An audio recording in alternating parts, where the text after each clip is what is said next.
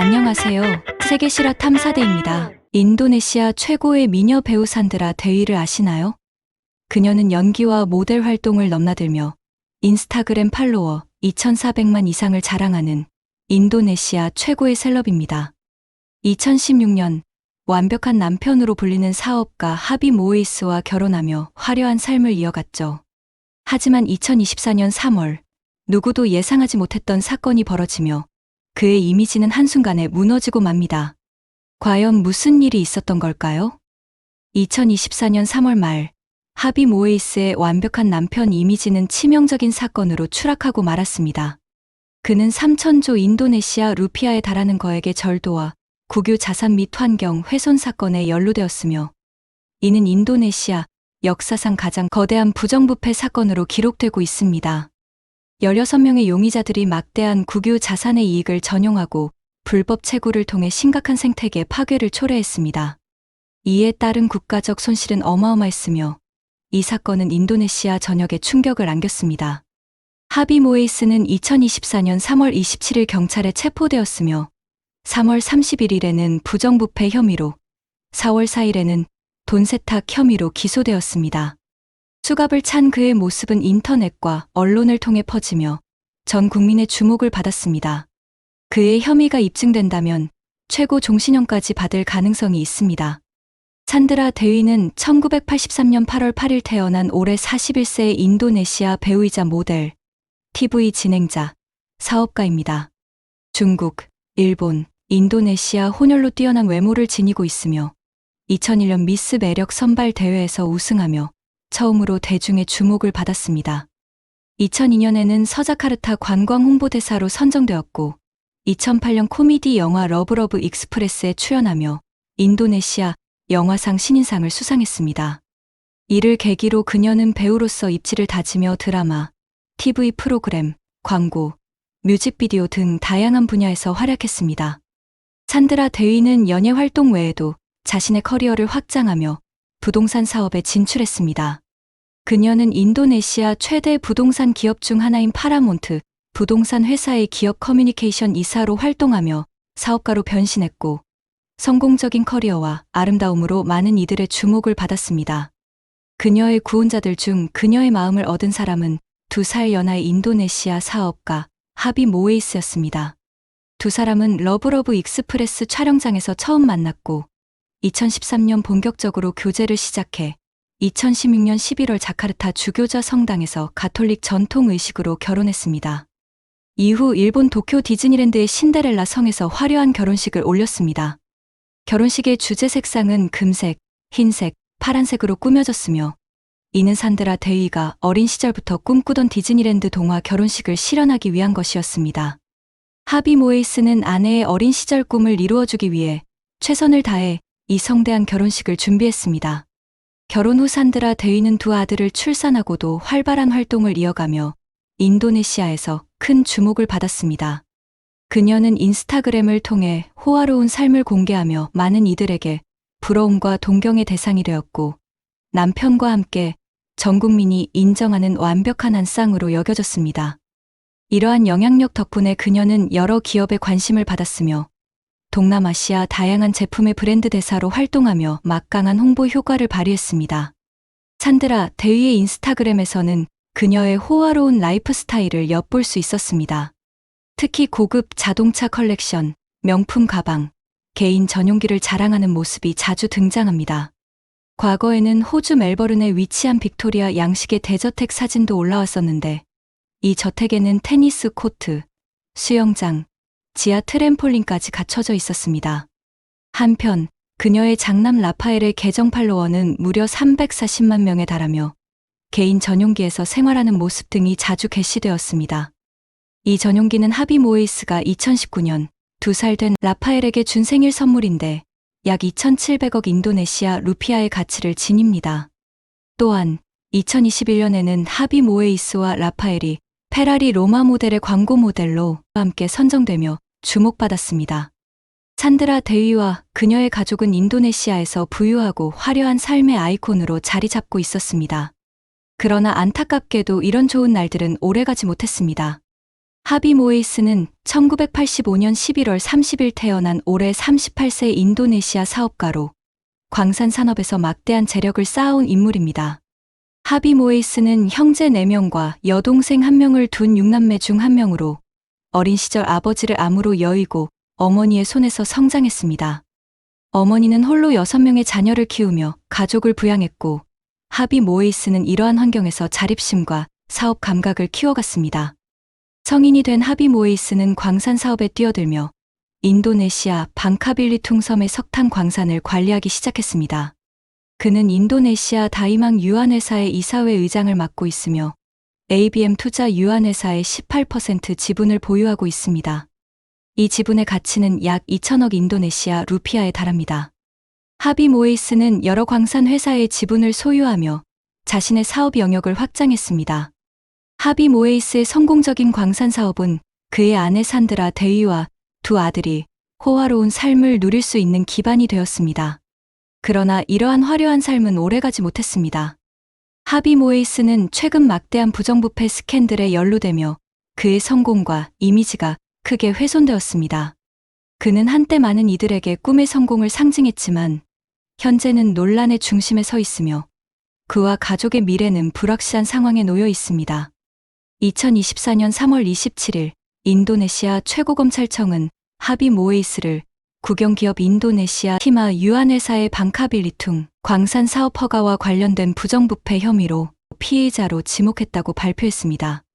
검찰은 173명의 증인을 소환하고 충분한 증거를 확보했으며 하비 모에이스 외에도 15명이 돈 세탁 혐의로 지목되었습니다. 하비 모에이스는 체포된 후 자카르타 남부사룸바 국가구치소에 수감되었습니다. 수사에 따르면 하비 모에이스는 2015년부터 2022년까지 인도네시아 정년 방카석주 유한회사를 대표해 국영기업 티마 유한회사의 총재와 여러 차례 접촉하며 비공식 승인을 얻어 국영사업 허가, 구역 내에서 불법 주석 채굴과 거래를 진행했습니다. 그는 민간 재련소와 국영기업들을 설득해 협정을 체결하고 이를 통해 대규모 불법 채굴 활동을 은폐한 것으로 드러났습니다. 또한 하비 모에이스와 연루된 회사들은 이익을 위해 국영사업 구역을 넘어선 지역에서도 불법 채굴과 운영을 진행했습니다.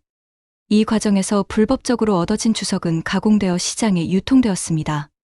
하비 모에이스의 부정부패 행위는 국영기업과 민간 기업을 동원한 대규모 불법 활동으로 인도네시아 경제와 환경에 심각한 피해를 초래했습니다. 하비 모에이스는 불법 채굴과 재련에서 얻은 자금을 인도네시아 퀀텀 스카이 트레이딩 유한회사로 송금한 후 미친 부호 헬레나 린의 도움으로 자금을 세탁했습니다. 그는 불법 산업 체계를 구축한 뒤 관련 회사들에게 이익의 일부를 상납하도록 요구하며 자신의 이익을 극대화했습니다. 그의 체포 소식은 행복한 가정으로 알려진 하비 모에이스와 산드라 데이 가족의 이미지를 완전히 뒤바꿔 놓았고 대중은 큰 충격을 받았습니다. 산드라 데이는 가족에 대한 비난이 이어지자 아들들의 사생활을 보호하기 위해 인스타그램 댓글 기능을 비활성화해야 했습니다. 일부 전문가들은 하비 모에이스가 이 사건의 실행자일 뿐이며 국영기업 인도네시아 티마 유한회사의 최고 책임자가 진짜 주범일 가능성을 제기했습니다. 2024년 4월 초 경찰은 하비 모에이스와 산드라 데이가 거주하는 자카르타 남부의 4층 저택을 급습하여 760억 인도네시아 루피아의 현금, 1kg의 금, 명품 가방 88개, 금 장신구 141점, 롤스로이스 컬리넌, 미니 쿠퍼 다수의 은행 서류를 압수했습니다. 또한 인도네시아 정부는 하비 모에이스의 개인 은행 계좌를 즉시 동결 조치했습니다. 이번 사건은 그의 부정부패 행위의 규모와 구조적 범죄의 심각성을 드러내며 추가 조사가 계속 진행되었습니다. 3주 후 경찰은 하비 모에이스와 산드라 데이 부부 명의의 토요타 벨파이어와 흰색 렉서스를 추가로 압수했으며 하비 모에이스의 11개 부동산과 함께 페라리 2대, 포르쉐 1대, 메르세데스 벤츠 1대도 압수했습니다. 또한 다양한 외화가 발견되었으며 총 가치가 최소 120만 달러에 달했습니다. 미친 부호 헬레나 린의 자산에서도 경찰은 100억 인도네시아 루피아, 200만 싱가포르 달러, 여러 대의 고급 차량, 리처드 밀 시계 2개, 디자이너 가방 37개를 압수했습니다. 검찰총장실은 관련 자산이 범죄 도구이거나 범죄로 얻어진 것이라면 몰수할 것이라고 밝혔습니다.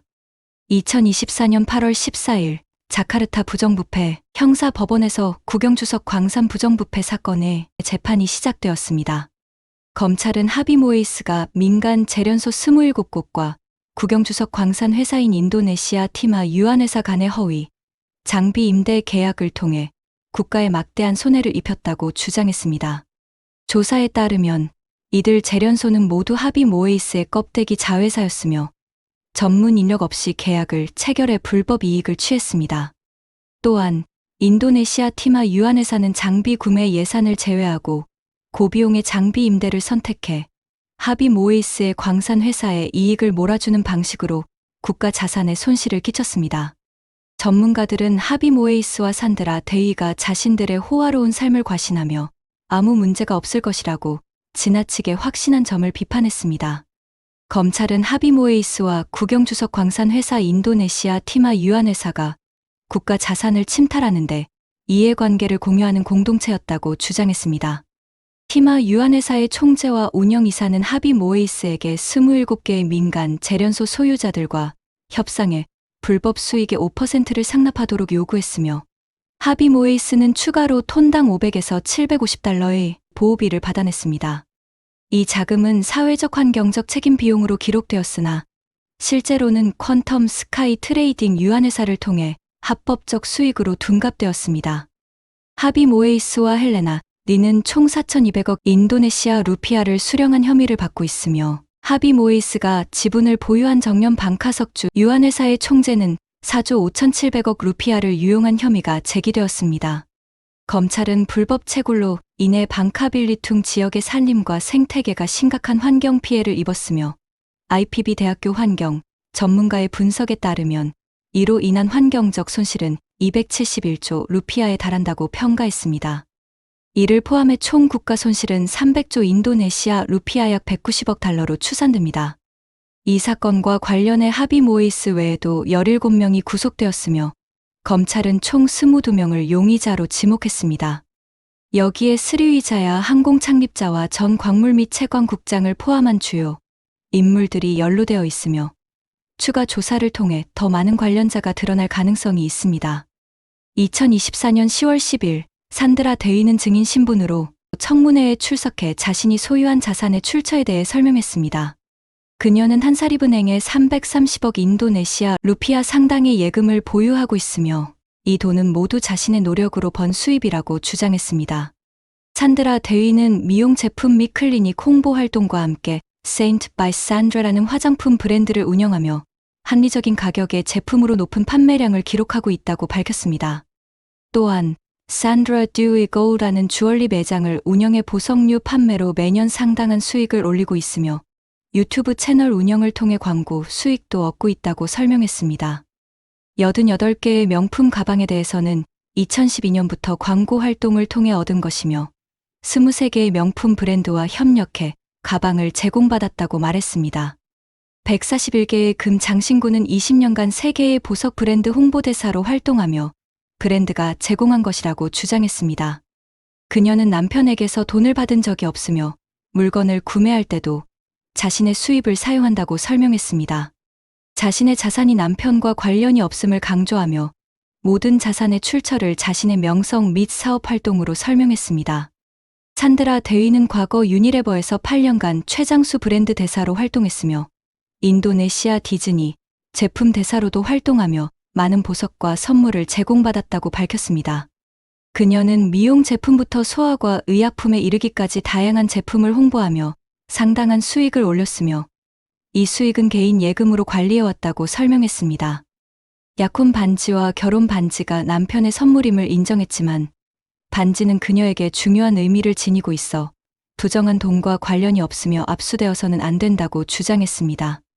또한 남편의 사업 활동에 대해서는 전혀 알지 못했으며 알았다면 이를 막았을 것이라고 강조했습니다. 남편을 여전히 사랑한다고 밝히며 아이들에게는 아버지가 군대에 갔다고 설명해 혼란을 줄이려 했다고 말했습니다. 판사가 산드라 데이에게 언제부터 예금을 보유했는지 묻자 산드라 데이는 2004년 공인으로 활동을 시작한 이후 예금을 관리해왔으며 자신의 예금은 남편의 돈과 관련이 없다고 강조했습니다. 그녀는 CIMB 은행에 보유한 41억 루피아 예금은 자신과 아들이 은행의 브랜드 대사로 활동하며 받은 보수라고 설명했으며 BCA 은행의 3억 루피아의 예금도 보유하고 있다고 덧붙였습니다. 국영주석 광산 부정부패 사건과 자신의 자산은 무관하다고 거듭 강조했습니다. 산드라 대위는 거액의 예금 외에도 4채의 주택과 2채의 아파트를 포함한 여러 자산을 보유하고 있다고 인정했으며 이 중 2 아파트는 파라몬트 부동산 회사의 브랜드 대사로 활동한 대가로 받은 보수라고 주장했습니다. 그러나 이 아파트들은 현재 검찰총장실에 의해 국영주석 광산 부정부패 사건과 관련이 있다는 이유로 몰수된 상태입니다. 2024년 4월 2일 관련 단체는 산드라 대위가 남편의 부정부패 범죄에 연루되었다는 고발을 받았습니다. 고발 내용에는 그녀가 남편이 부정한 방법으로 돈을 벌었다는 사실을 알고 있었을 가능성과 명품 및 고급 자산으로 사치스러운 삶을 즐긴 점이 포함되었습니다. 만약 그녀가 부정부패 자금으로 이익을 본 것으로 판명될 경우 5년 징역형 또는 10억 인도네시아 루피아의 벌금을 받을 가능성이 있습니다. 산드라 대위는 장미 여드름이라는 피부 질환을 앓고 있다고 밝혔으며 스트레스로 인해 증상이 악화될 수 있어 심리적 건강을 유지해야 한다고 설명했습니다. 한편 이번 사건은 2017년에서 2018년 국영 인도네시아 티마 유한회사의 한 행정관리자가 재련소의 주석 생산량이 비정상적으로 낮다는 점을 발견하며 시작되었습니다. 조사 결과 회사의 특허 사업 구역 내에서 대규모 불법 채굴이 이루어지고 있다는 사실이 밝혀지며 부정부패 사건이 발각되었습니다. 이번 인도네시아 부정부패 사건은 상업적 엘리트와 국가 관료가 얽힌 구조적인 문제로 인해 막대한 국가 손실을 초래하며 국민들에게 큰 충격을 안겼습니다. 최근 몇 년간 발생한 부정부패 사건들은 이번 사건이 단독적인 사례가 아니라는 것을 보여줍니다. 2023년 팜유 회사의 부정부패 사건으로 정부는 90억 달러의 손실을 입었으며 책임자는 15년형을 선고받았습니다. 또한 전 국회의장은 신분증 프로젝트에서 2억 달러를 횡령해 15년형을 받았습니다. 이런 사례들은 부정부패가 단순 관료의 문제가 아니라 고위 관료와 상업적 엘리트에까지 깊이 뿌리내린 문제임을 보여줍니다. 부정부패 방지 기관의 권한이 약화되며 채굴 허가증과 같은 시스템의 관리 부족은 부정부패를 반복적으로 발생시키는 원인이 되고 있습니다.